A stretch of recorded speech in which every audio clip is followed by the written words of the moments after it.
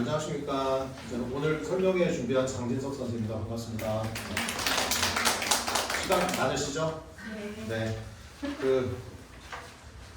우리 안진석 선생님하고는 오랫동안 같이 메가스터디에서 근무를 했었고요. 저는 지금도 메가스터디 인강하고 이제 러셀에서 수업을 하고 있습니다. 소개는 뒤에 나와 있고요. 네. 일단 오늘 주로 할 얘기는 이제 입시에서 아주 중요한 많은 학생들이 사실 전형이 있다는 건 알지만 중요한 전형이기도 한데 잘 모르는 경우가 있어요. 그런 정보들을 몇 가지 좀 알려드릴게요. 노즐 관련된 거. 제일 중요한 건 표지에 나와 있는 이 말씀인데 이 제목이 제일 중요해요. 보시면 알겠지만 6번의 기회죠. 사실 입시 전형으로 놓고 보면은 당연히 학종이나 교과로 가는 게 가장 좋습니다. 정시는 뭐 아시잖아요. 뽑는 인원 자체도 워낙 적은데다가 이제 2월 되는 인원이 있다 그러지만 실제로는 20%를 넘지가 않아요. 정시인원은. 그래서 이제 그 6번의 기회를 어떻게 살릴 것인가에 대한 이야기들을 한번 해보겠습니다. 다음 페이지 넘겨보시면 이제 수능 응시자 변화가 쭉 나오는데요. 다 아시겠지만 인구 감소, 인구 절벽이라고 얘기하죠. 인구 절벽이 이루어지면서 2019학년도부터 급격하게 수험생이 줄어듭니다. 자, 그러다가 근데 보면 아시겠지만 대입 정원은 34만 명으로 상향진학 정원은 거의 고정이 돼 있어요. 이게 이제 좀 정치적인 문제가 있다 보니까 지방에 있는 학교들을 함부로 없애지 못합니다. 그래서 4년제 대학은 여전히 유지를 하고 있지만은 수험생 숫자는 줄어들죠. 그래서 이제 올해 치러졌던 2024년도를 보시면은 이제 완전히 내려가 있는데 내년도에는 이거보다 좀 올라갈 거예요. 왜냐하면 요번에 그러니까 이제 해가 바뀌었으니까 작년이 됐죠. 2005년생들이 시험을 봤는데요. 2005년생이 굉장히 출산율이 낮아가지고 인구가 적었습니다. 고3 자체가.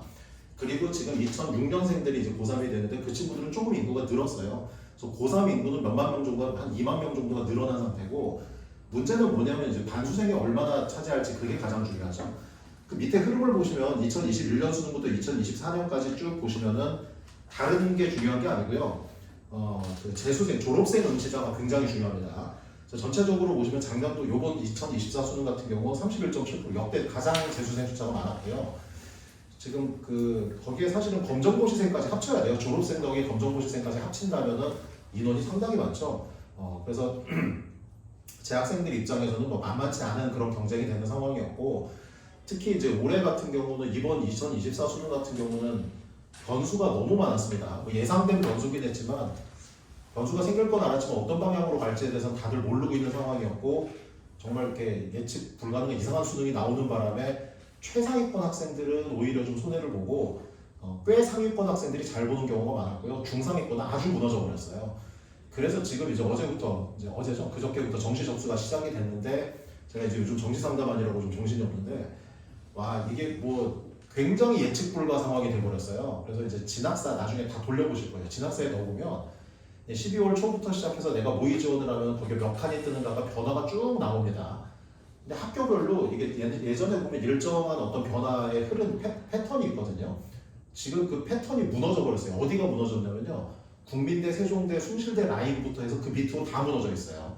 그 얘기는 입시에서 예측 가능성이 굉장히 떨어진다는 얘기죠. 이거 결과 나와야 할 것 같은데요. 요번에는 엄청 운이 좋은 애들도 있을 거고요. 굉장히 운이 없이 3개 대학을 가나다군을 다 안정 지원을 했는데 다 떨어지는 경우도 분명히 생길 거예요. 그러니까 아예 그 국순세단 라인 이상의 성적을 받은 학생들이라면 그나마 예측 가능성이 괜찮은데 문제는 그런 학생들이 정시에서 많지 않습니다. 그렇게 많지 않고요. 대부분 학생들이 인서울을 목표로 하고 있다 그러면 그 인서울 라인의 학교들이 아주 엉망진창이 돼 있어요 지금.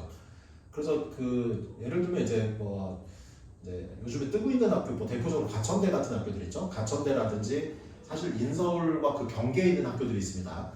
가천대 그다음에 국민대 마찬가지고요. 가까운 학교 중에 국민대도 그렇고 요 라인이요. 진학사 라인하고 대성하고 매가하고 모두가 다 다른 예측을 하고 있어요. 이게 아무도 예측을 못하고 있다는 얘기거든요. 운빨이 작용을 하는 거죠. 이렇게 되면. 그게 작용하는 가장 큰 이유는 교차 지원 때문에 그래요.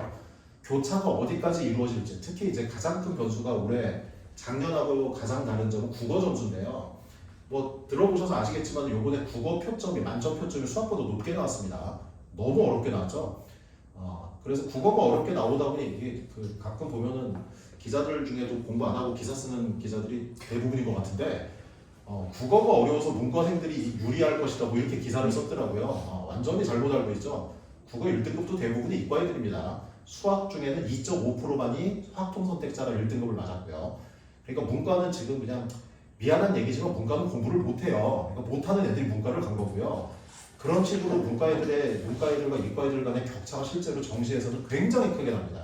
그러다 보니 이제 어떤 현상이 생기냐면 최상위권 대학은 말할 것도 없고요. 거기 오른쪽 저기 3페이지에 보시면 이제 그 교차 지원 비율이 나오는데 이 대학들이 꼭 목표가 아니더라도요. 굉장히 중요한 수치입니다. 올해는 아직 뭐 결과가 안 나왔으니까 알 수 없지만 작년도까지 기준으로 보면요. 뭐 고대나 연대, 뭐 고대 같은 경우 50%대, 뭐 서강대 70%대, 뭐 요렇게 교차 지원을 들어가요.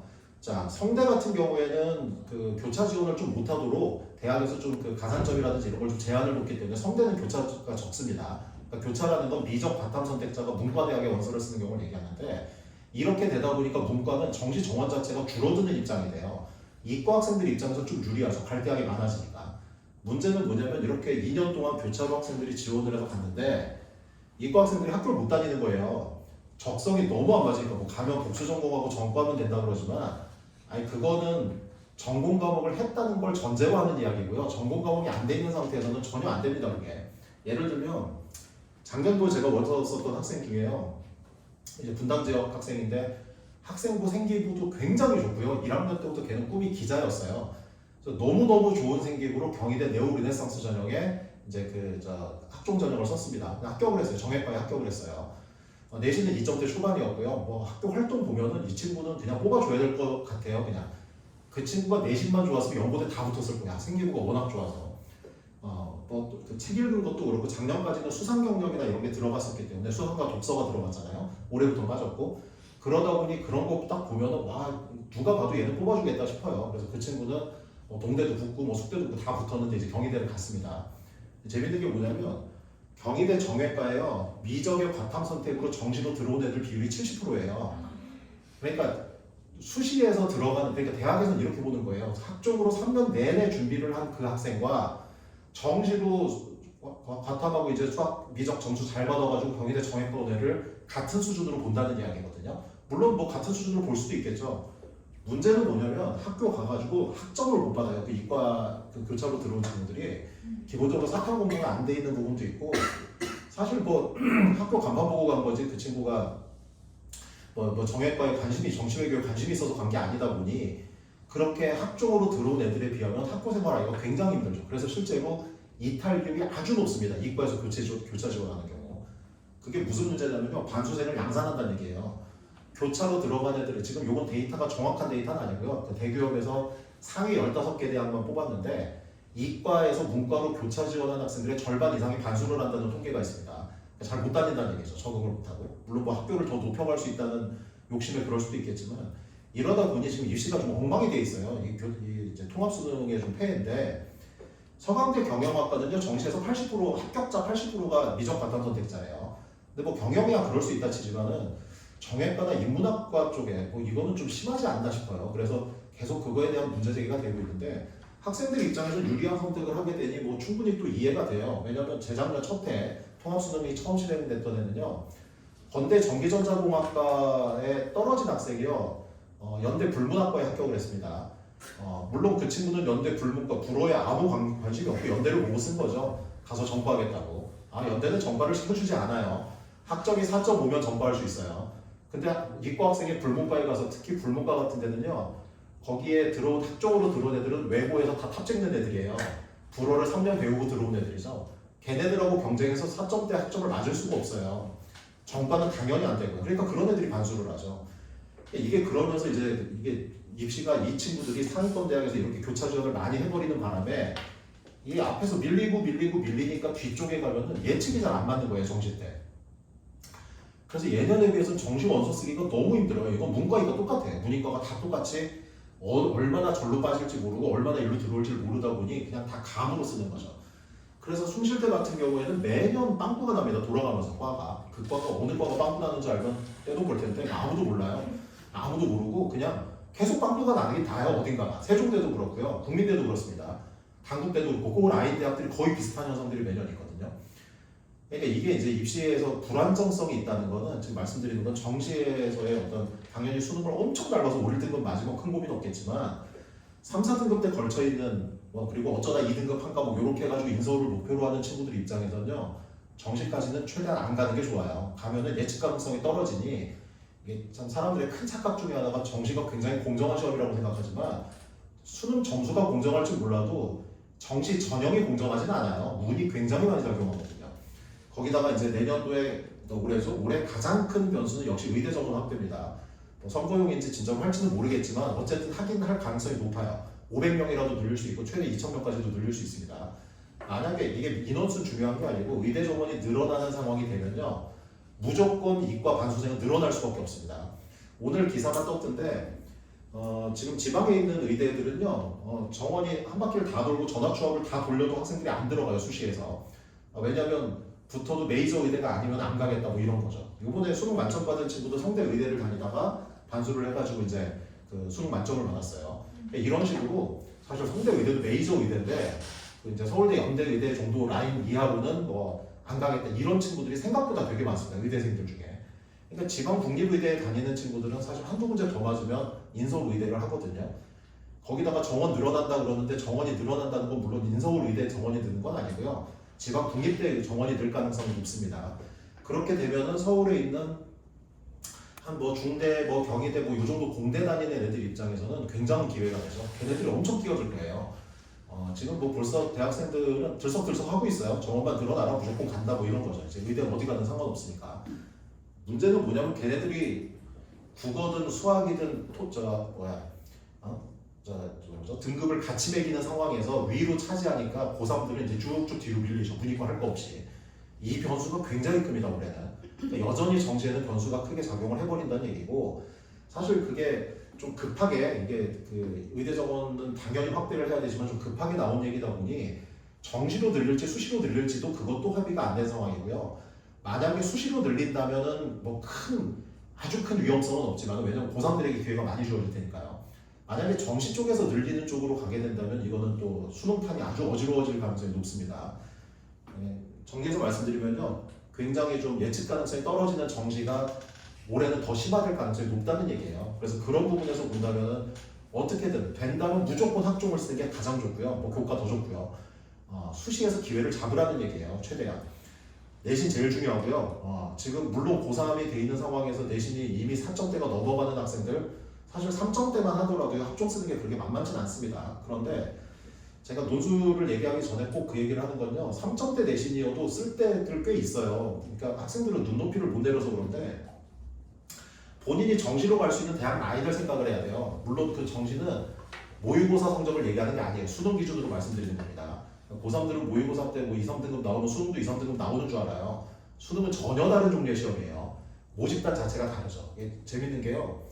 학생들이 재수생들 주로 재수생을 많이 가르치니까 시험을 특별히 못 봐서 재수하는 게 아니고요. 보던 대로 봐요. 근데 재수를 합니다. 이게 왜 그러냐면요. 그 결시율이 있어요. 결시율. 그러니까 매년 보면요. 11%에서 13% 정도가 결시자가 생깁니다. 수능 때. 그래서 거기 그 제가 드린 2페이지 자료에도 보면 지원 인원이 있고요. 응시 인원이 있습니다.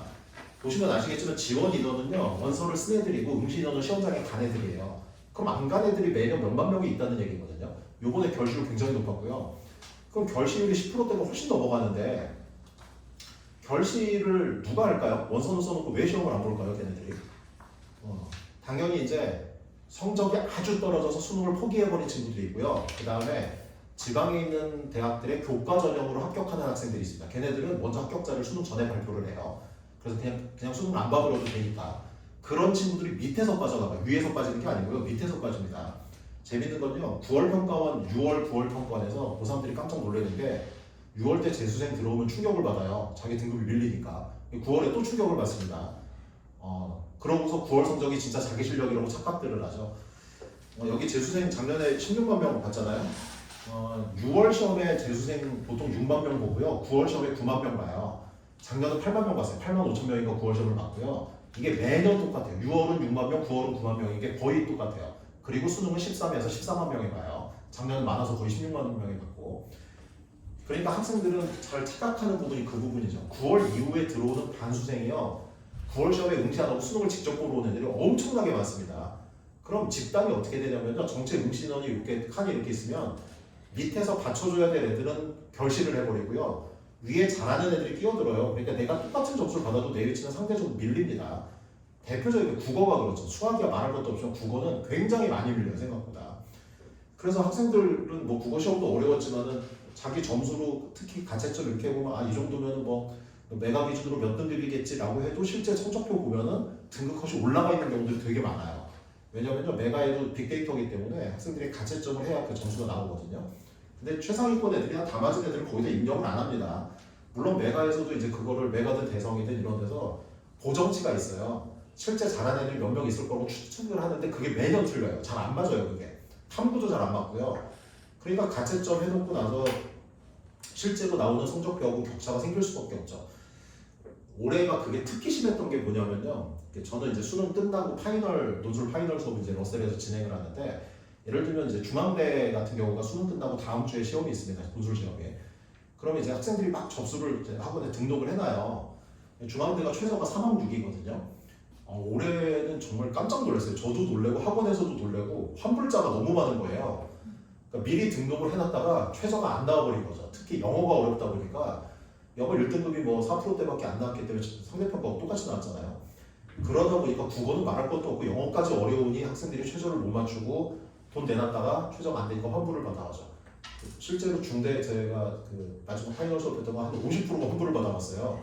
평소에는 한 20% 정도 환불 받았는데 그래서 학원에서 무슨 일 있냐고 근데 저만 그런 게 아니라 모든 노수 선생님들 강사가 다 그렇게 돼버렸거든요. 좀 망했어요. 그래서 이번에 애들이 최저를 못 맞춰가지고 파이널 수업에서 바짝 벌었어야 되는데 하여튼 수강생이 완전히 다 빠져버리더라고요. 이게 올해는 그래서 이제 이거 이렇게 수능이 이렇게 나온 거에 대한 반성을 좀 할지 어쩔지 모르겠지만 올해는 이 정도까지는 아닐 거예요. 이건 좀 심했고 올해는 조금 좀 다듬어서 이거보다는 좀 낮게 수능을 내지 않을까 싶습니다. 그래서 영어에 대한 이게 국어나 수학, 국어가 원체 어렵다 보니 국어로 포커스가 좀 맞춰져 있는데 영어도 사실은 욕 많이 먹었어요. 너무 어렵게 출제를 해가지고 상대평가의 의미가 없어져 버렸거든요. 이거 그래서 조금 난이도 조절하지 않을까 싶어요. 그 얘기는 최저 충족의 가능성이 그래도 영어는 절대평가니까 많이 맞을수록 최저가 맞출 수 있잖아요. 최저 가능성이 어느 정도 생긴다는 얘기입니다. 생각보다 영어 열심히 해야 돼요. 수시를 노리고 있다면 그걸로 최저를 맞아야 되니까. 자, 그래서 이제 일단은 학종이든 교과든 만약에 쓸 상황이 아니라면 근데 3등급 때 내신이라면 어떻게든 간에 학종을 노리는 게 좋고요. 학종을 100개라도 쓰고 그리고 노즐도 쓰고 이렇게 가야 되고 4점대라고 사실 학종 쓰기는 쉽진 않습니다. 물론 쓸 대학이 있긴 하지만 멀리 가야 돼요. 그래서 4점대 내신이라면 사실 선택의 여지가 별로 없어요. 그냥 노즐 열심히 해야 돼요. 그러면 근데 문제는 뭐냐면요. 4점대, 5점대, 뭐 수능도 4등급, 5등급 때 이 정도 학생들이라면 뭐 지금부터 열심히 하면 돼요. 열심히 하면 되긴 되는데 그거보다 더 낮은 학생들은 노즐도 하기가 힘듭니다. 그 4, 5점대는 뭘 기준으로 말씀드리냐면 전체 등급을 얘기하는 게 아니고 문과생이라고 국어가 한 뭐 수능으로 5등급 때, 현재 모의고사로 4, 5등급 때, 내신도 4, 5등급 때, 요 정도 학생들이라면은 진짜 열심히 해야 되고요. 그거보다 더 낮으면은 사실 노출하기 힘듭니다. 그냥 차라리 수능 열심히 해서 전문대를 노리는 게 나을 수도 있어요. 그러면. 그러니까 어느 정도 국어가 받쳐지지 않으면 안 되고요. 수학은 뭐 이과 노즐 마찬가지예요. 수학이 지금 3, 4등급 때 정도는 나와야 수리 노즐로 노즐 보는 전형을 응시를 할 수 있습니다. 안 그러면 4등급도 좀 힘들어요. 사실은 수학은 한 3등급 때는 나와야지 미적 기준으로 3등급 정도는 나와야 이제 어느 정도 수리 논술을 볼 수 있습니다. 국어는 좀 못해도 돼요. 수리를 잘한다면은 뭐 그걸로 승부를 볼 수 있으니까. 그래서 이거는 기본적으로 논술이라는 게 별도 과목이 아니고요. 수능 잘하는 애들이 논술 잘하게 돼 있고요. 그냥 시험 문제 푸는 거예요. 수리 논술 당연히 수능 문제 푸는 거고 인문 논술도 뭐 이렇게 무슨 글짓기 대회인 줄 아시는 분들이 되게 많은데 그냥 답 정해져 있는 글쓰기 시험이에요. 그냥 답이 정해져 있습니다. 그래서 그걸 논리적으로 풀어 쓰는 연습을 하는 거기 때문에 제일 중요한 건 읽기 능력, 국어 능력 돼야 되고요. 특히 국어도 문학 작품에 대한 독해력도 있어요. 문학이 나옵니다. 그 문학 작품에 대한 독해력, 비문학 지문 읽어내는 힘, 도표 읽어내는 능력 이런 종합적인 능력들을 보거든요. 그리고 글 쓰는 거는 이제 꾸준히 훈련을 해야죠. 이런 식으로 진행 논술 시험이 나오기 때문에 수능이 가장 어떻게 보면 중요해요. 수능 잘하는 애들이 논술 잘하는 코스가 되니까. 대체적으로 지금 시점에서는 뭐 감이 좀 안 잡히고 좀 실력이 떨어져도 괜찮아요. 지금 열심히 해두면 충분히 따라갈 수 있어요. 그리고 그만큼 최저를 맞추기 위해서라도 어쨌든 수능이든 수능 공부 열심히 해야 되니까 수학이든 국어든. 그래서 병행하면서 해야죠. 이게 학생들이 이제 고3들의 흔한 핑계인데요. 자기는 고2 때 대부분 그러죠. 나는 뭐 정시 파이터야 뭐 이러면서 정시로 승부 볼래 뭐 이렇게 대부분 얘기를 하는데 그게 대부분 도망가는 거거든요. 내신에서 제대로 안 나오니까 이제 그쪽으로 승부를 보겠다고 하는 건데 사실 내신이 조금이라도 관리가 돼 있으면 무조건 3학년 1학기도 내신 열심히 하는 게 가장 좋습니다. 그 말씀드린 게 3점대를 말씀드리는 거예요. 3점대라면 3학년 1학기 최선을 다하고요. 생기부 관리 잘하고 그렇게 하는 게 가장 좋고요. 그리고 만약에 3점대인데 내 눈높이가 그래도 인서울에 웬만한 대학은 가고 싶다 그러면 당연히 노술과 학종을 병행을 하는 거죠. 그리고 4점대라면 그냥 학종보다는 일단 노술에 집중을 하는 게 맞습니다. 4점대 이하라면 2점대는 뭐 열심히 학종 준비하면 되고요. 자, 그래서 일단은 지금 뭐 입시 상황 전반적으로 제가 대충 말씀을 드렸는데 그 뒤에 보시면은 전형 계획이 쭉 나와 있어요. 전형 계획이 있는데 이게 전체적으로 보시면 아시겠지만 정시는 요건 2025학년도 20.4% 뽑습니다. 대학 정원은 크게 변화가 없죠. 그래서 정시 정원은 시간이 갈수록 계속 줄어들고 있고 수시 정원은 계속 늘어나는 추세고요.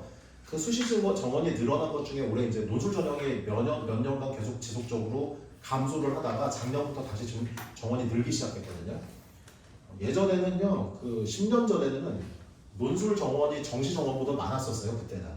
물론 그때 수능 최저도 굉장히 높았고 수능과 논술을 같이 보는 구조로 되어 있었기 때문에 그때는 논술 선생님들이 가장 호시적이었던 시절이었긴 했는데 어쨌든 그 뒤로 이제 사교육 유발 요소가 크다고 이제 노술이 계속 줄어들었다가 대학 입장에서 보면은 수능에 대한 신뢰도가 떨어진 거죠. 정시로 학생들을 잘 안 뽑으려는 이유는 이게 수능이라는 게 진짜 그 학생의 100% 능력을 측정할 수 있느냐 거기에 대해서 이제 교수들이 의문부호를 갖는 거예요. 이게 그 대학교육협의회에서 매년 발표하는 자료가 있습니다. 서울의 상위권 대학들 기준으로 15개 보통 건대 이상 대학들인데요. 그 대학들에 들어온 학생들 중에 졸업할 때 학점이 가장 높은 학생들이 어떤 전형으로 입학을 한 학생들일까요? 어떤 전형으로 어떤 논술이든 뭐 전형이 많잖아요. 어떤 전형으로 입학한 애들이 가장 높은 학점으로 졸업을 할까요? 이게 참 신기하게요. 20년 가까이 추적 조사를 했는데 바뀐 적이 한 번도 없습니다. 늘 똑같아요. 가장 높은 성적대로 졸업하는 학생들은요, 학생부 종합전형이에요. 종합전형으로 들어온 친구들이 그 가장 높은 성적으로 졸업합니다. 물론 뭐 학점이 높다고 해서 취직이 잘 되고 인생이 좋냐 그거는 따질 필요 없고요. 그 문제 빼고라도 어쨌든 대학 입장에서는 성실한 학생들이라는 얘기예요. 충성도가 높고. 왜냐하면 3년 내내 고등학교 3년 내내 나는 어떤 과를 갈 거야라고 목표를 잡고 공부를 하는 애들이기 때문에 전공에 대한 이해도 높고 관심도 높습니다. 그러니까 그런 친구들 같은 경우는 대학생활 열심히 할 거고 학점도 잘 받죠. 그 다음이 노술 전형으로 들어온 애들이에요. 그러니까 노술 전형으로 들어온 친구들도 대체로 기본적인 글쓰기 능력이든 이런 사고력이 좋다 보니 그리고 보통 자기 수능 성적보다 높은 대학을 가니까 만족도가 높죠. 그래서 반술 잘 안 해요. 열심히 다니거든요. 그 다음이 교과 전형으로 들어온 학생들이에요. 왜냐하면 교과 전형이라는 건 정시하고 거의 똑같다고 보시면 돼요. 내가 이과를 꼭 이 적성에 맞춰서 쓴다기보다는요. 그냥 작년도 데이터 보고 내가 뭐 내신이 뭐 2.8인데 요 대학 이과는 되겠다 안 되겠다 이렇게 쓰거든요. 그래서 적성과 잘 안 맞는 과들을 많이 씁니다. 교과 전형에 가고. 그래서 교과 전형 학생들도 반수 비율이 높아요. 그리고 졸업 학점도 그렇게 높지 않고요. 정시로 입학한 학생들이 가장 학점이 낮습니다. 왜냐하면 우리 생각에 수능을 잘하는 애들이 굉장히 머리가 좋고 똘똘한 애들이라고 생각을 하지만요. 걔네들이 똑똑한 건 맞아요. 열심히 하고 노력한 것도 맞는데 대학의 공부는 수능하고 다르거든요. 대학 공부라는 게. 그러니까 학종을 준비한 애들하고 정시만 매달린 애들하고 확실히 격차가 나고요. 그 다음에 그 우리나라에서 연고대 합격자를 가장 많이 배출하는 학교가 어딘 줄 아세요? 연고대 합격자 가장 많이 배출하는 학교. 네, 서강대와 성대입니다. 네. 무슨 뭐 용인 외대국고 뭐 이런 데 아니고요. 서강대와 성대가 연고대 합격자를 가장 많이 배출해요. 왜냐면요 정시 기준으로 보면요 딱 한 문제 차이예요. 중대 경영에서 고대 경영까지요 수학 2문제 차이예요. 수학 하나 국어 하나 맞으면 중대 경영에서 고대 경영 갑니다. 정시로 보면 그래요. 굉장히 촘촘하죠. 그러니까 얘네들이 여름만 딱 되잖아요. 그러면 여름에 서강대, 성대 도서관에 수능 특강이 쫙 펼쳐져요. 그냥 매년 시험을 봐요. 매년 그냥. 그래서 그런 애들을 수능 낭인이라고 그러거든요. 그러니까 무유학으로 계속 수능을 보는 거예요. 그냥 습관적으로. 그러다 잘 보면 이제 높은 대학 가는 거 한두 문제 차이니까. 물론 성공하는 경우는 별로 못 봤어요. 그렇게 공부해가지고 되지는 않죠. 근데 어쨌든 간에 그런 식으로 계속 이제 성대 서강대에서 이동을 하고 뭐 중대 외대 뭐 경희대 이런 데서 또 위로 이동을 이런 식으로 정시를 보내더니요 수능을 매년 그렇게 봐가지고 학교를 자꾸 옮겨 다녀요. 그러니까 대학에서 싫어하죠. 왜냐면 이게 무슨 문제가 있냐면요 그 학생이 만약에 자퇴를 하잖아요. 자퇴를 해버리면 결혼이 생기기 때문에 편입생을 받을 수 있습니다. 그런데 얘가 휴학을 하고 수능 시험을 보겠다고 자꾸 휴학을 하잖아요. 그러면 결혼이 아니기 때문에 편입생을 못 받아요. 그 한 명이 한 학기에 500만 원, 400만 원씩 내주는 애들이잖아요. 1년이면 1000만 원인데. 그러니 반수생이 많고 휴학생이 많으면은 대학 재정에 부담이 돼요. 그러니까 대학 입장에서 정시 학생들을 적게 뽑는 이유가 있어요. 그게 되게 큰 부분입니다. 이게 무슨 교육적인 가치라기보다는 돈 문제예요, 돈 문제. 그러니까 그런 걸로 아주 골치 아픈 학교들이 있어요. 그 반수생이 진짜 많은 학교들. 사실 뭐 성대 서강대만 해도 괜찮은데 이제 뭐 아까 말씀드린 국순대당 라인이 약간 그런 성향이 좀 있어요. 반수 비율이 좀 높아가지고 그러니까 거기 자꾸 정시로 들어온 애들이 맨날 반수해가지고 어디 쉬었다가 다시 복학하고 한 학기 다니고 또 반수하고 또 뭐 이런 식으로 해버리니까 학비를 못 받는 거예요, 걔네들한테. 그러니까 그만 도주길 바라는 거죠. 그럼 편입생이라도 받을 테니까. 그래서 상대적으로 정시를 좀 적게 뽑아요, 대학들이. 이게 다 의미가 있습니다. 대입 정원이 이렇게 된 거에는. 물론 뭐 우수한 학생을 뽑겠다는 건 사실 좀 표면적인 거고요. 그러니까 학교에 대한 충성도가 얼마나 높냐를 보는 거죠. 그게 충성도 높은 애들이 학종이나 논술 전형 이런 친구들이 충성도가 높다는 얘기예요. 열심히 학비 내고 다니는 학생들. 걔네들은요 막 계절 학교도 열심히 듣고요, 학점 관리 잘하고 교수님들 심부름도 잘하고 그래요. 교수님들이 이뻐하죠. 대학 가면은요 요즘에는 다 물어봐요. 너 뭘로 들어왔냐 이렇게 물어봐가지고 학종으로 들어온 애들에 대해서 교수님들이 굉장히 예뻐해요. 학종이나 노술로 들어온 애들은 뭐 심부름도 많이 시키고 그렇더라고요. 제 제자들 얘기 들어보면. 자 어쨌든 이제 그런 식으로 그 정시 정원은 어쨌든 줄어드는 상황에 불안한 요소가 분명히 존재한다는 얘기고, 논술 전형은 올해 좀 늘어난 부분 중에는 가장 큰 요소는 이제 고대가 논술을 이제 올해부터 시작을 했습니다. 옛날에 10년 전에 1300명씩 뽑았어요. 논술로만. 정시를 800명 볼 때 논술만 1300명씩 뽑았는데 그러다가 이제 논술 갑자기 폐지시키고 줄였다가 이제 논술 전형을 다시 부활을 했습니다. 거기 보시면은 5페이지에 대학별 전형들이 쭉 있는데 이 대학도 다 설명해드리기 좀 어렵고요. 이게 지금 제가 인문계 기준으로 자료를 가져왔는데 자연계도 큰 차이는 없습니다. 뭐 그냥 찾아보시면 돼요. 그래서 대충 뽑는 인원이랑 뭐 어느 정도 반영되는가 이런 거 한번 쭉 보시고요. 그 다음에 뒤에 보시면 이제 논술 문제 유형, 제가 그 문과 논술 기준으로 7페이지에 보시면 나오는데 문과 논술 기준으로 말씀드리면 요거는 문이과 공통이긴 한데요. 약수령 논술 대학들이 있습니다. 요거 꽤 빈틈이 많기 때문에 잘 노려야 돼요. 그 가천대부터 시작해가지고 이제 경북대, 고대세종, 뭐 부산대, 상륙대, 상명대, 수원대, 한신대 뭐 이런 대학들이 약수령 논술이라는 걸 보는데 약수령 논술은 주관식 수능이라고 생각하시면 돼요. 논술 글쓰기 시험이 아니고요. 수능 문제를 주관식으로 내고 그거를 글로 풀어 쓰는 거, 그리고 수학 문제를 푸는 거. 그러니까 이거는 예를 들면 가천대 같은 경우는요. 문과생인데 수포자면은 지원을 할 수 없습니다. 문제를 못 풀어요. 국어가 9문제, 수학이 6문제 나오고요. 이과 학생들은 수학이 9문제, 국어가 6문제가 출제가 됩니다. 그리고 모든 문제는 EBS에서 출제돼요. 이 약수령 논술 보는 데가 다 똑같아요. 그래서 요거는 따로 준비를 하는 게 아니라요. 본인 성적이 뭐 좀 애매하다, 가천대 정도 정시로 가기 만만치 않다 그러면 수능 공부 열심히 한 다음에 수능 끝나고 준비해도 돼요. 어차피 수능 잘하는 애들 붙는 구조이기 때문에 수능 공부, 특히 수학이 좀 되는 학생들이라면 수학이 거의 결정적이거든요. 수학이 된다면 약수령 논술 해볼만 합니다. 그 지금 원서스는 제가 요즘 정시 아까 말씀드렸듯이 가천대 일을 잡고 왔는데 가천대가요 이미 지금 그 대학 평가로는 뭐 세종대, 숭실대보다 높습니다. 학교 자체가. 그리고 학생들도 되게 선호하는 학교가 돼버렸어요. 그 대학을 선택할 때 되게 중요한 요소가요. 물론 뭐 좋은 대학, 이름 들어본 대학 가면 좋지만은 만약에 좀 중하위권 이하의 대학을 간다면요, 꼭 의대가 있는 대학을 선택하는 게 좋습니다. 이게 왜 그러냐면요, 의대가 있는 대학은 망하지 않아요. 그러니까 수익 구조가 있기 때문에 대학 재단이 튼튼하고요. 그것 덕분에 지원금도 많이 들어옵니다. 각 과로. 실제로 그거를 분석을 해보면요, 국민대, 세종대 같은 학교들이 의대가 없잖아요. 우리 생각에 인서울에 있어가지고 일정 점수의 수능 점수는 유지를 하고 있지만 실제로 가천대랑 비교해보면요, 학생들에게 투입되는 금액의 차이가 2배 이상이 나요. 가천대는 의대도 있고 한의대도 있고 약대도 있고 다 있어요. 거기는 병원 재단도 굉장히 크고요. 그러다 보니 다른 과에 지원을 엄청나게 많이 하죠. 돈이 많으니까. 그러니까 그래서 실제 취업률도 되게 높습니다. 가천대가. 그런 걸 판단하셔야 돼요. 그래서 오히려 이게 약간 저평가되어 있는 대학들이 있어요. 예를 들면 성적이 너무 안 돼서 내가 지방을 갈 거다 그런다 그래도 뭐 예를 들면 한림대 같은 데 있잖아요. 한림대 그냥 문과나 뭐 이과 아무 과나 간다고 치세요. 사실 흔히 얘기하는 지잡대 뭐 이렇게 부르는 학교긴 하지만요, 한림대가 제가 보기엔 경기대 이런 학교보다 좋습니다. 실제로 대학 평가 나오는 거 보면 더 좋게 나와요. 왜냐면 한림대도 의대가 있어서 투입을 되게 많이 하거든요. 물론 그 학교가 또 재단 비리도 좀 있어서 좀 정신없는 학교인데 제가 극단적 사례를 든 거고, 그리고 이제 지방 공립대들, 직업국이라고 얘기하는 지방거점 공립대들도 역시 이제 뭐 국가에서 지원을 해주는 거니까. 그래서 이제 뭐 예전에는 확실히 국립대가 이제 뭐 높았지만 요즘에는 학생들 인식이 너무 인서울에 좀 집착을 하다 보니 국립대가 많이 낮아지긴 했죠. 그래서 세종 부산대, 예를 들면 부산대 같은 거 우리 어머님들 다 아실 거예요. 예전에 부산대는 정말 좋은 학교였는데 지금 부산대와 세종대가 점수가 비슷합니다. 그리고 학생들이 두 개 붙으면 세종대를 가요. 저는 꼭 부산대를 가라고 얘기를 하는데 나중에 나와서 보면 차이 정말 많이 나거든요. 부산대하고 세종대는 지원되는 금액이나 뭐 이런 거 생각해 보면 차이 많이 납니다. 그리고 우리나라에서만 할 게 아니라 외국까지 생각을 한다면 일단은 어느 나라든지 국립대는 다 높게 평가를 받기 때문에 미국의 주립대들 유명하잖아요. 그거 똑같거든요. 그러니까 유학을 가거나 교환학생을 가거나 국립대 출신들이 훨씬 더 대우받고 좋은 학교를 가요. 그리고 실제로 그 친구들이 좋은 교육기회를 더 많이 받을 확률이 높고요.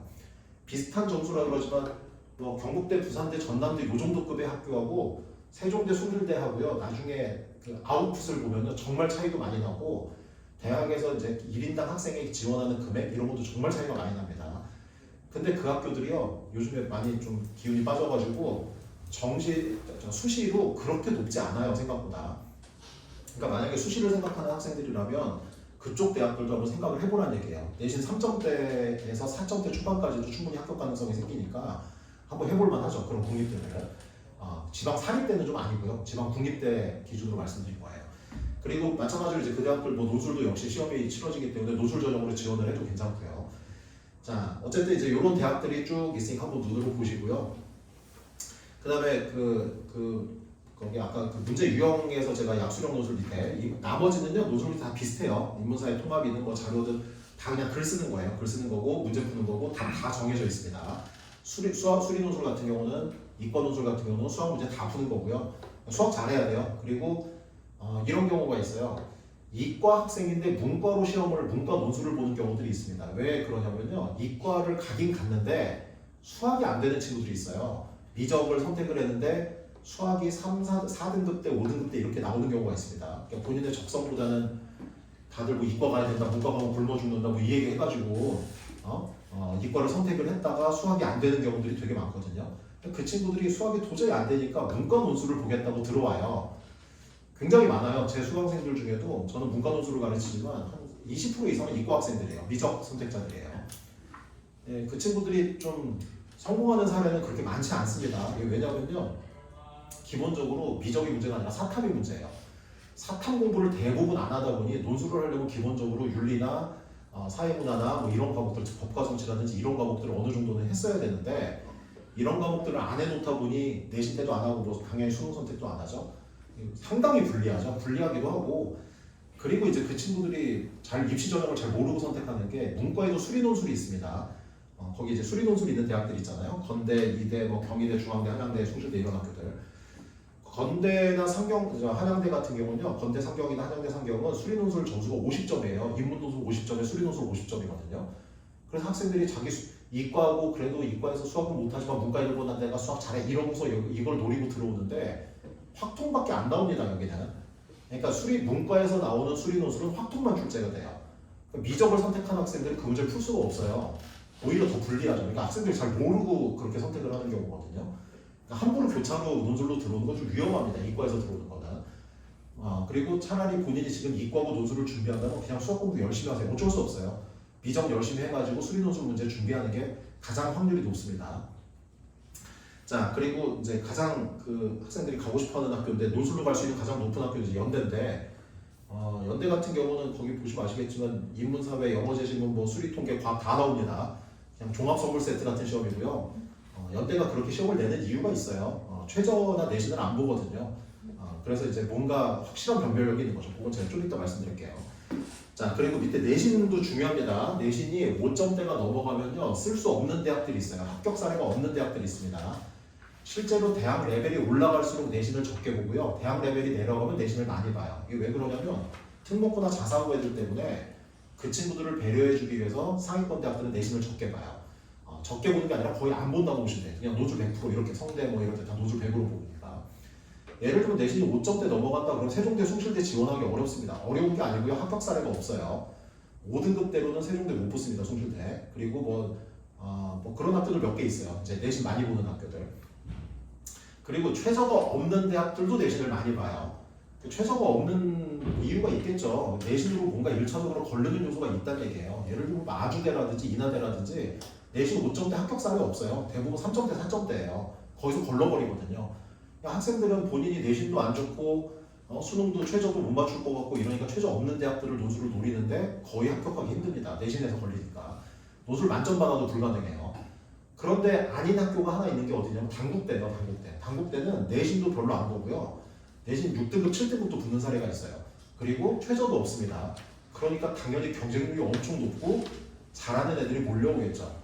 그러니까 그게 다 공짜는 없어요. 세상에 공짜 없고 뭐 하나는 잘해야 돼요. 그러니까 단대 문제 되게 어렵거든요. 그거 문제 제대로 풀 정도 실력이면요 정시로도 충분히 단국대 갈 수 있는 실력 애들이에요. 그러니까 그 수준의 애들을 뽑기 위해서 내신을 적게 보는 거죠.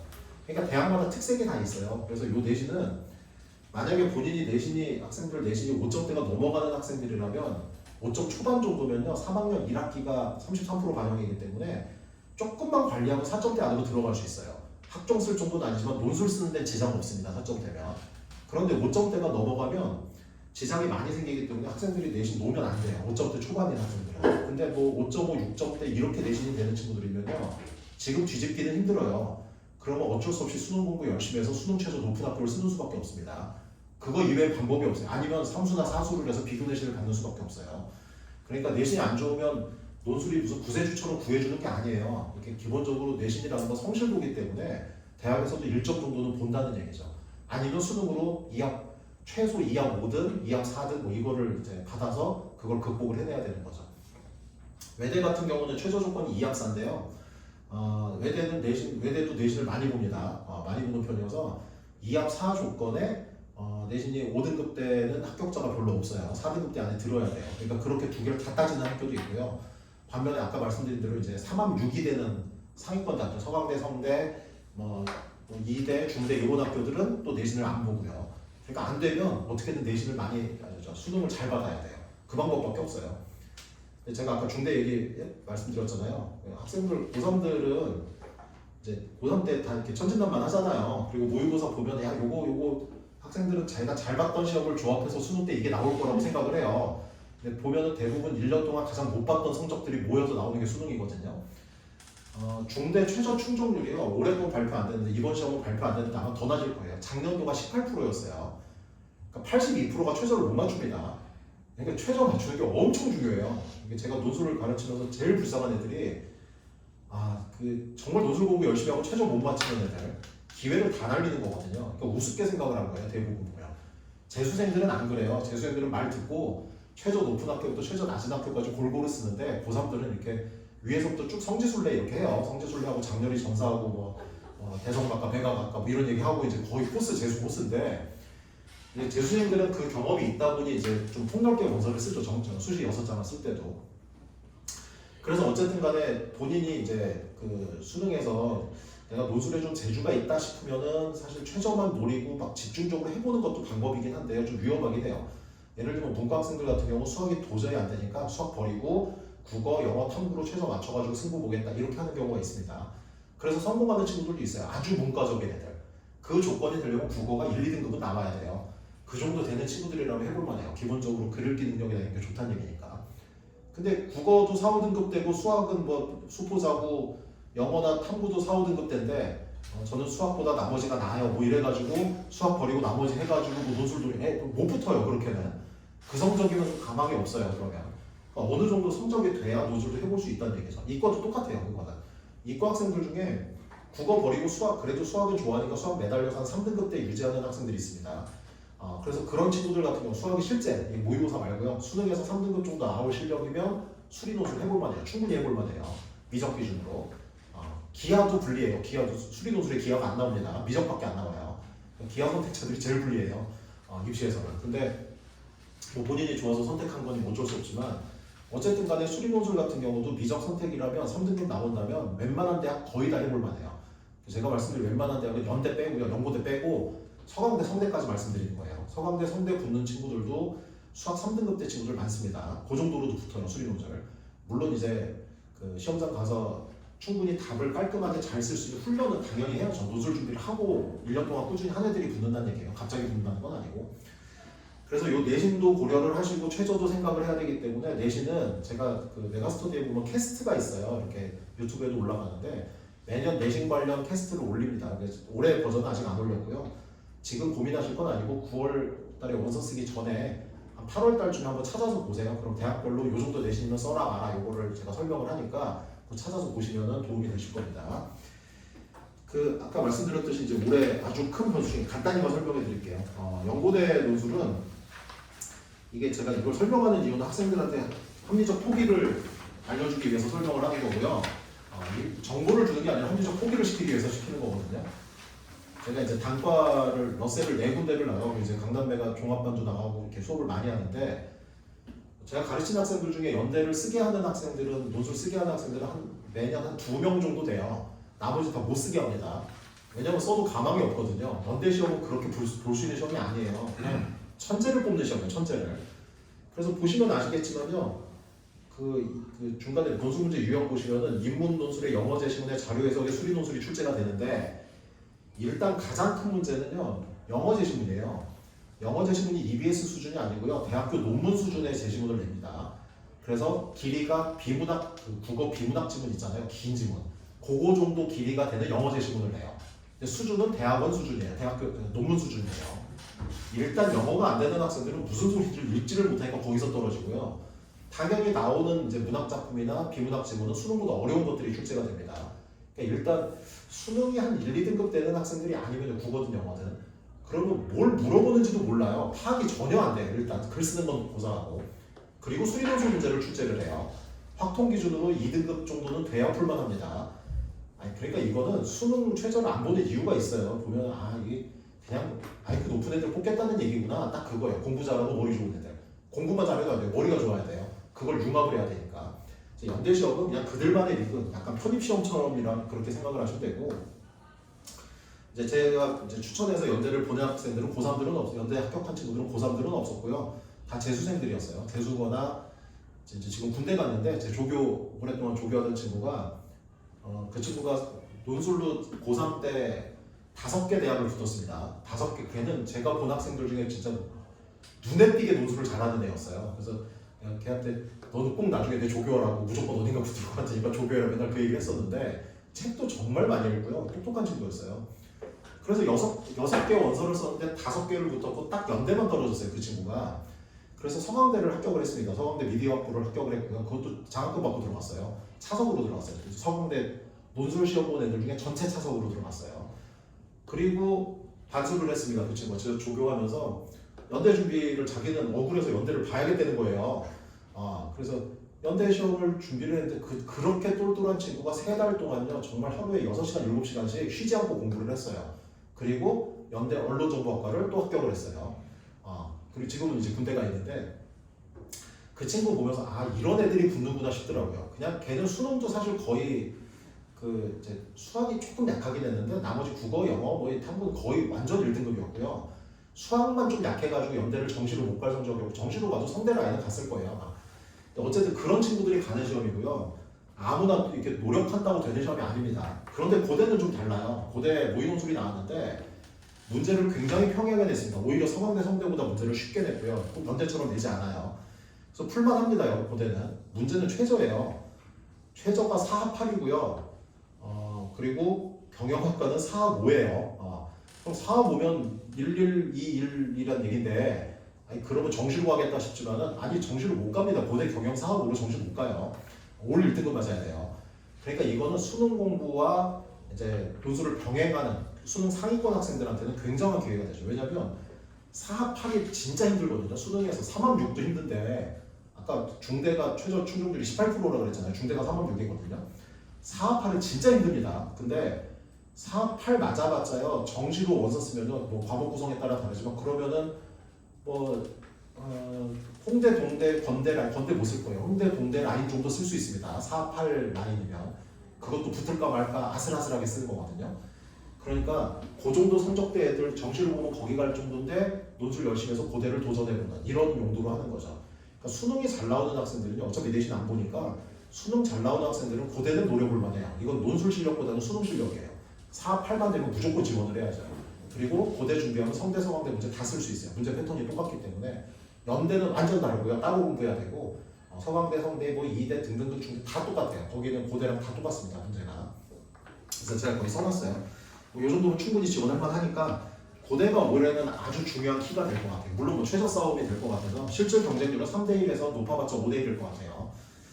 그리고 그 얘기를 해드리고 싶은데 논술 경쟁률이 높아가지고 로또 아니냐 뭐 이런 얘기들을 하시는데 이게 그 아주 산술적으로 그냥 계산을 해드릴게요. 아까 중대 최저 충족률이 18%라고 그랬잖아요. 대학에서 발표한 자료를 보면요, 최저 충족률과 응시자 그리고 글자 수 못 차온 애들 뭐 이런 애들 다 빼고 나면 실질 경쟁률은 5대1 정도 됩니다.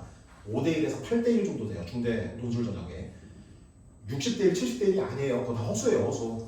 이거저거 다 걸러내면은 6대1에서 5대1에서 8대1 정도가 나오는데 그냥 대학에서 발표한 얘기예요.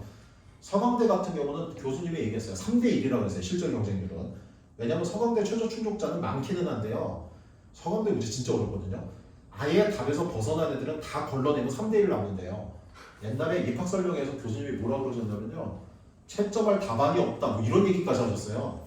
그 문제를 쉽게 내든가. 그 문제를 엄청 어렵게 내놓고 이제 학생들이 너무 못한다는 얘기죠. 그러니까 논술은 잘해서 붙는 시험이 아니에요. 남보다 덜 못 쓰면 붙거든요. 서강대 같은 학교 대표적으로 그래요. 덜 못 쓰기 시험이에요. 덜 못 쓰기. 뭐 국어 시험 봐서 70점 맞았다면 망했다 이렇게 생각하지만 논술은 70점이면 어느 학교든 다 붙습니다. 100점 맞는 시험이 아니에요. 어차피 못 맞고 제한된 시간 안에 그 많은 글자 수를 쓰는 게 쉽지가 않거든요. 근데 어쨌든 간에 그 서강대도 그렇고 이제 논술로 보면은 논술 최소 2학 5 이상의 대학들 그 대학들만 놓고 보면요. 실질 경쟁을 따져보면 5대1에서 많아봤자 10대1인데 기회가 6번이에요. 확률적으로 계산해보면 기회가 6번이에요. 자, 정시가 되게 안전하다고 생각을 하시지만 중대 같은 경우 평균 경쟁률이 중대 그 정시에서 5대1에서 6대1 정도 됩니다. 대부분 대학교 상위권 대학들 5대1에서 6대1이고 다분인 경우 10대1이 넘어가요. 평균을 계산 걔네는 기회가 3번이잖아요. 가난하니까. 확률 중고등학교 때 배우셨죠. 3번의 확률과 6번의 확률이 곱해보면 확률이 다르거든요. 실제로 산술적으로 계산해보면요. 최저를 맞췄다는 전제로 치면 논술이 합격 확률이 더 높습니다. 실제 제가 가르쳤던 학생들은요. 6개 대학의 최저가 다 있는 대학들의 원서를 쓰고 다 최저를 맞춘 경우는요. 하나라도 어딘가는 붙어요. 떨어지는 경우는 거의 없습니다. 애가 아주 심각한 경우 아니면은 그런 경우는 별로 없었어요. 최저를 다 맞출 정도 애들이면 어느 정도 학습 능력이 있기 때문에 어딘가는 붙어요. 하나라도 붙게 돼 있어요. 하나라도 어딘가는 확률적으로 그렇게 돼 있어요. 그러니까 사람들이 논술이 경쟁률이 높아서 위험하다 이렇게 얘기하는 건 완전 넌센스예요. 실질 경쟁률을 따져야 되고 확률이라는 게 있고요. 그리고 준비를 안 하는 학생들이 대부분이에요. 논술은 지금 준비 안 합니다. 제가 러셀 이제 다음 주부터 개강을 하는데요. 늘 그래요. 겨울에 정말 이렇게 몇 명 없어요. 진짜 성각자 같은 애들이 앞에 와서 하는 건데 그리고 나서 언제 수강생이 가장 많냐면요. 9월 평가원 딱 끝나고 나면 수강생이 가장 많습니다. 저만 그런 게 아니라 모든 논술학원이 다 똑같아요. 그러니까 그때 이제 애들이 오는 거죠. 그때 와가지고 논술로 어떻게 살 길을 찾아보겠다 이렇게 오는데 살 길이 없어요. 이미 늦었어요. 그러니까 늦었다고 생각할 때가 제일 늦은 거거든요. 제가 오른쪽에 그 9페이지에 보시면요. 하지 말아야 되는 그 코스로 실패 코스 보여드릴게요. 고민과 방황 그거 보세요. 대부분 고3들 패턴이에요. 고2 때까지 다들 하니까 한쪽 놀이죠. 그리고 뒤늦게 깨닫고 딱 이맘때죠. 역시 정시야. 뭐 이러면서 이제 정시에 올인을 합니다.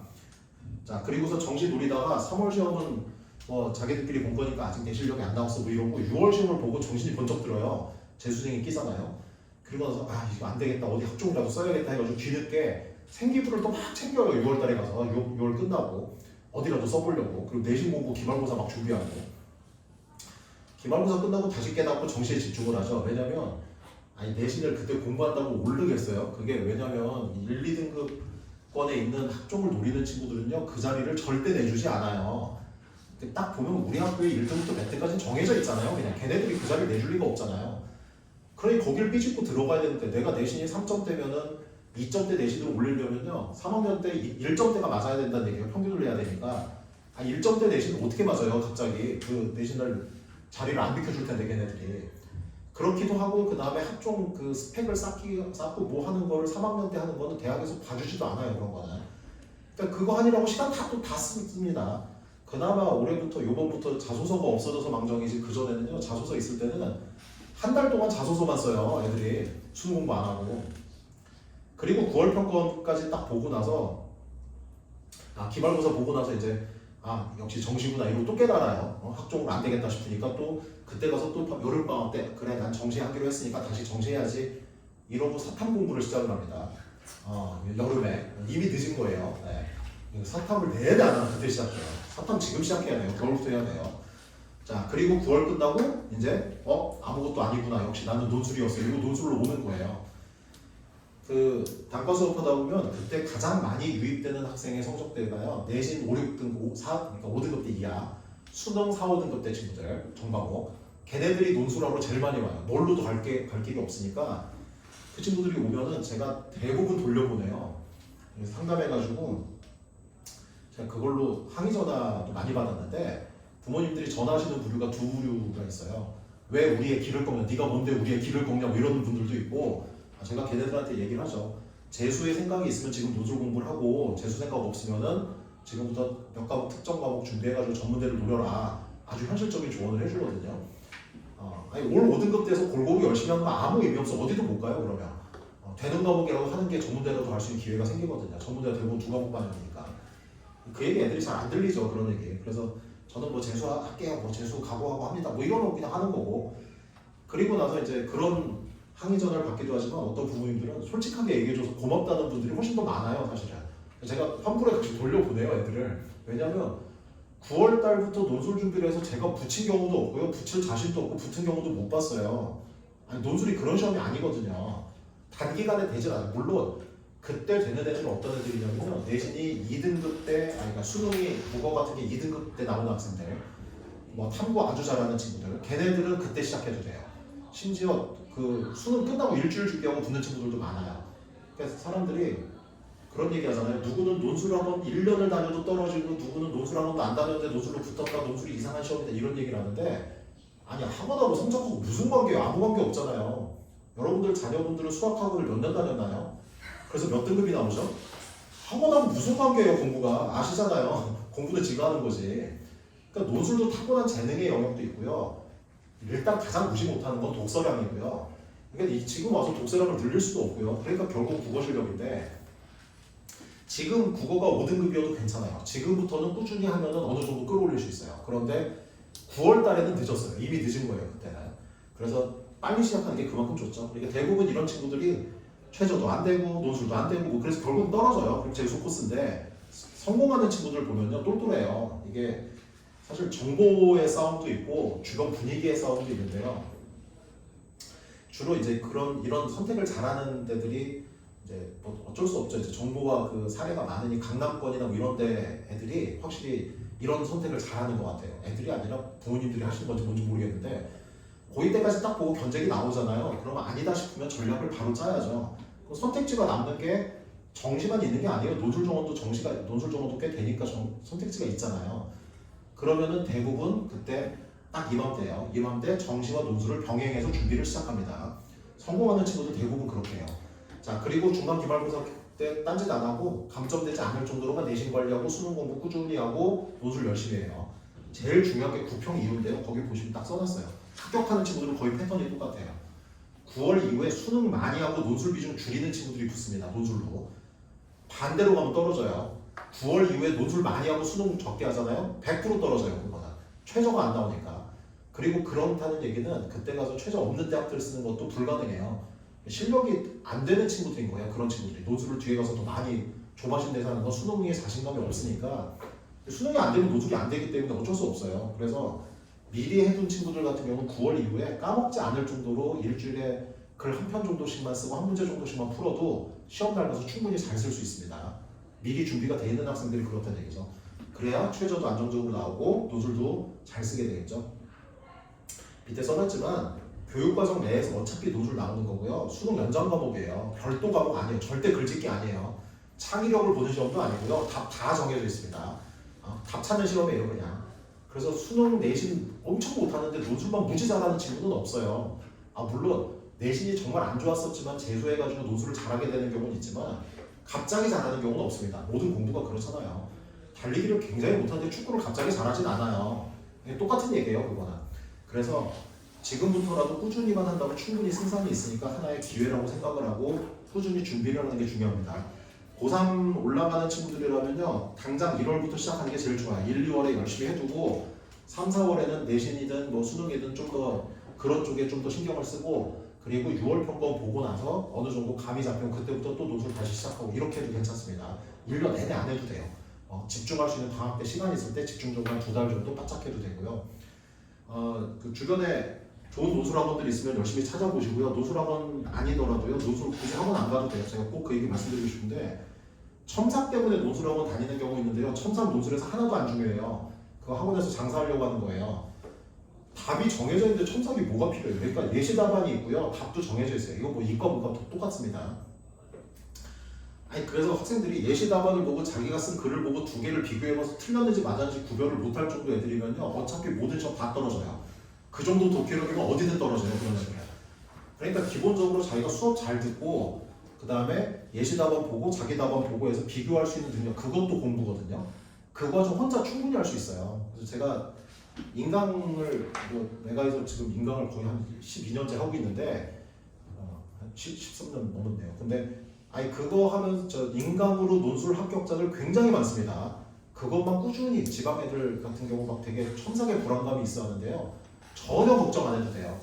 첨삭 때문에 너무 목매지 마세요. 그걸로 돈 벌려는 학원들이 넘어가시면 안 돼요. 그러니까 인강으로 해도 상관없고요. 아니면 동네 학원에 특히 이과 같은 경우는 더더욱 첨삭 필요 없어요. 다 정해져 있으니까. 동네 학원에 괜찮은 데 있다 그러면은 방학 때 잘 활용해가지고 수업 들어두면은 상당히 나중에 좀 카드 한 장을 쥐고 있는 거니까 마음이 편할 거예요. 너무 정시로만 승부 보려고 하지 마시고. 자, 제가 준비한 내용은 이 정도고요. 혹시 궁금하시면은 제가 메가스터디에서 인강을 찍고 있으니까 저는 뭐 인문 논술이긴 한데 문과 학생들이라면 이제 강의를 보면은 대충 감이 올 거고요. 메가패스 있으면 그냥 공짜니까 보시고, 이과 학생들 같으면은 여기 이제 메가가 아니니까 제가 추천을 할게요. 저희 메가스터디 선생님들 여러분 중에 김종도 선생님 수업을 듣는 게 제일 좋습니다. 이과 학생들은 김종도 선생님이라고 계세요. 아주 합격자도 정말 많이 배출하신 분인데, 그래서 다른 선생님들 뭐 수업 들어도 괜찮지만은 인강으로 활용해도 충분히 해볼만 하니까 그렇게 하시면은 도움이 되실 거예요. 자, 제가 준비한 내용은 여기까지고요. 시간이 좀 되시면 짧게라도 개별적으로 질문하실 거 있으면 잠깐 받아드리도록 할게요. 교무실에서 할까요? 네. 오늘 여기까지 하겠습니다. 감사합니다.